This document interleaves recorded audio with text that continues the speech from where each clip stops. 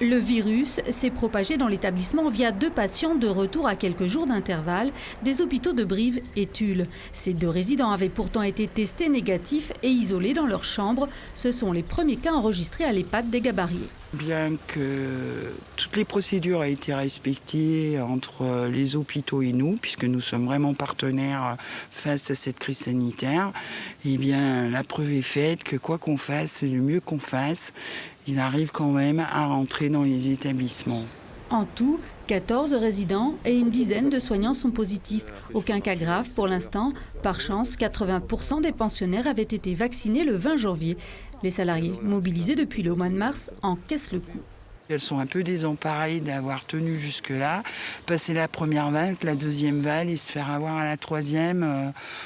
C'est un peu décevant parce qu'on avait le sentiment de voir un peu le bout du tunnel avec la vaccination. La propagation du virus semble avoir été stoppée. De nouveaux tests seront effectués lundi, mais le maire de la commune craint qu'ils sortent de l'hôpital et contaminent l'ensemble du territoire. Aujourd'hui, je pense que sur le territoire de Beaulieu, il n'y a pas une personne vaccinée. Et ça, c'est important parce que si le virus sort des murs de l'EHPAD, il va y avoir une population qui va être vraiment exposée. Et j'attire aujourd'hui l'attention à la fois de l'ARS et des pouvoirs publics sur la situation d'une population en fond de département qui aujourd'hui n'a pas eu d'accès au vaccin. Le maire souhaite que ces territoires oubliés soient prioritaires dans le déploiement du nouveau vaccin AstraZeneca.